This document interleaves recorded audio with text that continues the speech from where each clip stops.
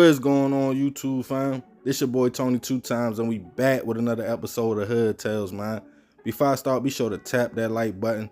You definitely gonna want to watch this video to the end to hear full details and everything that happened. If you're new to the fam, be sure to subscribe, hit that notification bell for future uploads. Let's get right into it. Being a teenager can be a great time in life. As you go from being a kid, like 11, 12 years old, to being 16, 17, having more freedom, learning who you are and your identity in this world, going to school, having friends, everything just seems so much fun and exciting when you are that age. At that time, we all made mistakes, whether getting in trouble at school, causing problems at home, or for some like myself, getting into trouble in the streets and with the law. Some of us are fortunate enough to be able to make a mistake, learn from it, and keep it moving in life. But some mistakes you can't come back from, like taking a life, in which in most states, no matter how old you are, you will be charged as an adult, and if convicted, face some serious time. Before I get into this story, for the people close to my age, I'm 35. Think back to a time you can have a fight with a friend or even an enemy. After that, it was over. The most that might happen is y'all fight again. But now it's all about guns, and when a blick is involved, it can turn a harmless situation deadly. And on this episode of Hood Tales, we will take it to Georgia to discuss a case of some young women, a beef that led to one gone, others facing serious charges, and another with 140 years in prison. According to sources, at the time, 20-year-old Faith Burns, a Queens, New York native, but moved with her family in 2007 to Loganville, Georgia, where the young lady was a good soccer player, enjoyed going to church, being in the youth ministry, playing video games, hanging with friends, and her niece and nephew. Faith would graduate from Grayson High School and had received college scholarships for soccer to multiple schools, but was still deciding where to attend. While still home, Faith would meet a young lady, a new friend, and the two would start kicking it. But according to sources, Faith's new friend had just came out of a relationship with, at the time, 17-year-old Damia Mitchell. Allegedly, the breakup was messy, and when Damia went to her ex's house one day to retrieve some clothes, Faith was over there. It's unclear whether it was a physical altercation that day, but Damia and her ex would exchange a few words before she left. Damia is still upset, but said to send text messages to her ex, where she allegedly made a couple threats. But at this time, it was just young ladies beefing, nothing major.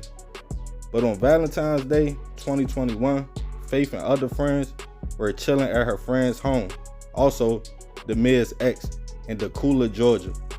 When it is speculated, Damia assembled a group of friends to pull up, including 17-year-old Kennedy Collins, 17-year-old Jocelyn Spencer, and two other 16-year-old young ladies. The five headed towards Damia's ex-girlfriend's home in Gwinnett to fight. Once they arrived, young women could be seen by neighbors arguing, before a hail of shots was fired at the home and the car sped off. Local police were called about shots fired.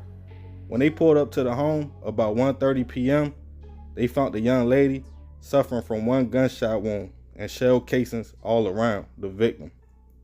She was found out to be Faith and was rushed to a local hospital, where unfortunately she would not survive her injuries.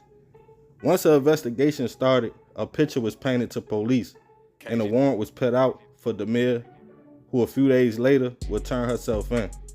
She was charged with felony murder, aggravated assault, and possession of a firearm by a person under 18. As news about Faith's shooting hit the news in the community, a GoFundMe was started to help lay the young lady to rest. Over $20,000 was raised, and her family started the long process of healing and trying to get justice. For months, Damia was the only one charged in the situation and the only one in custody. But eventually, as more details came out, the other four were picked up and charged with felony murder and aggravated assault as well. But as the trial was ready to start, a twist would take place. with prosecutors alleging the situation with Damia was deeper than they knew, and it was speculated she was a member of the 9 Trey Bloods in Atlanta, and this was an act to get her rank up in the gang. With that information, she will also face gang indictments as well.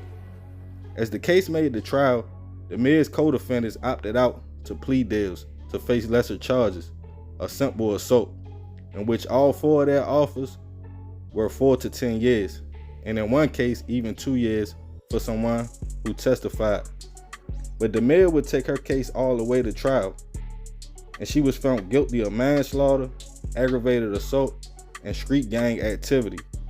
As she stood in the courtroom, her family, herself, and friends were in shock. The young lady received 140 years in prison, in which everyone on her side felt as though it was unjust. After sentencing, Damia's mother spoke to the news claiming the young lady was happy her friends did not get a lot of time, but it wasn't fair. She pretty much got a life sentence and was not the shooter. The family stood outside the courthouse and was convinced Damia was railroaded. She needed a new trial because she was made an example out of, claiming she was not a gang member or the shooter, and the sentence was too harsh. But for Faith's family, especially her father, who considered her his twin, he was just trying to cope with the pain, stating he has a life sentence without his daughter. She was just a bystander and didn't even know Damia, and at least her family could still visit her and speak to her in prison. This is a tough situation all around the board. Rest in peace to Faith. I send my deepest prayers and condolences to the family. I'm gonna leave it up to y'all to let me know what y'all think about this situation in the comments and what the moral of the story should be. So remember, we gotta succeed, not to fail, so we won't be just another hood tale.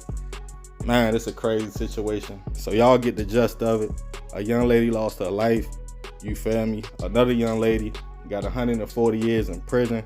Her family feel like she was railroaded because she wasn't a shooter. Then they feel like the state brought up gang charges on her and she wasn't involved in the gang. So yeah, man, it's crazy all around the board. Lose-lose situation for everybody. The other 5 young ladies or 4 young ladies, they ain't get that much time. But yeah, let me know in the comments what y'all think about this one, man. I appreciate you if you made it to the end. It's your boy Tony 2 times. Love, fam. I'm out.